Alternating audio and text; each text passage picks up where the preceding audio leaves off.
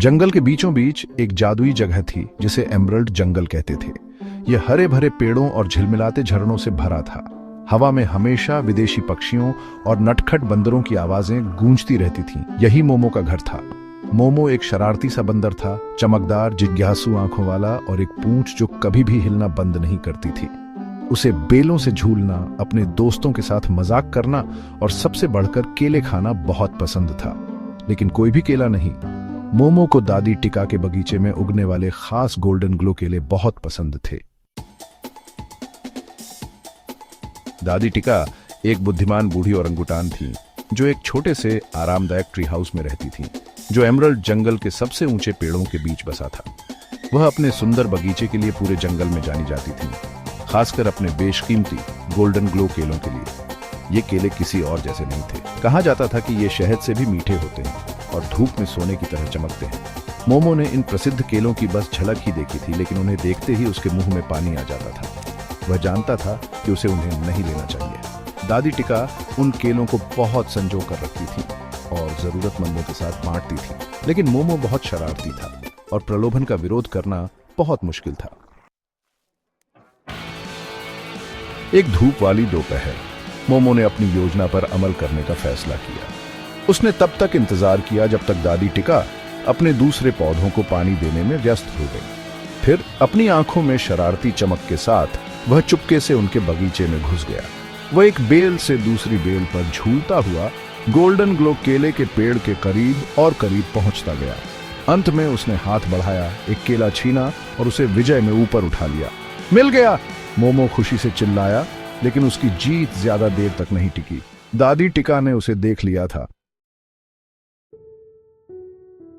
मोमो, तुम नटखट छोटे बंदर, दादी टिका ने अपना सिर हिलाते हुए कहा। वे केले तुम्हारे लेने के लिए नहीं है।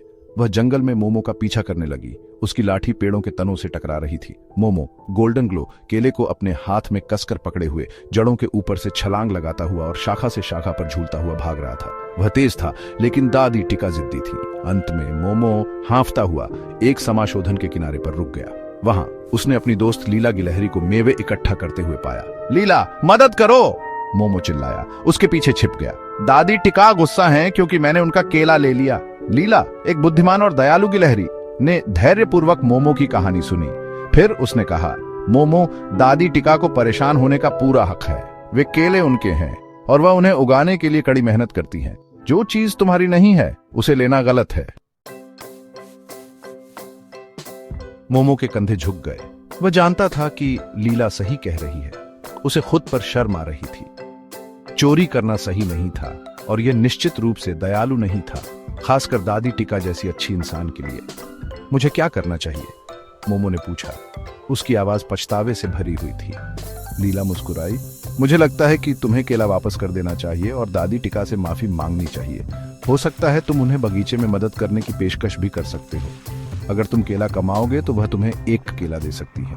मोमो थोड़ा बेहतर महसूस करते हुए लीला की सलाह मानने का फैसला किया। वह दादी टिका के पास वापस गया, उनका केला लेने के लिए माफी मांगी और बगीचे में उनकी मदद करने की पेशकश की। दादी टिका मोमो का सच्चा पछतावा देखकर दयालुता से मुस्कुराई। उन्होंने उसे पौधों की देखभाल करना, उन्हें पानी देना और कीटों से बचाना सिखाया। मोमो ने कड़ी मेहनत की और जल्द ही वह अपनी मेहनत और ईमानदारी का इनाम, एक स्वादिष्ट गोल्डन ग्लो केले का आनंद ले रहा था।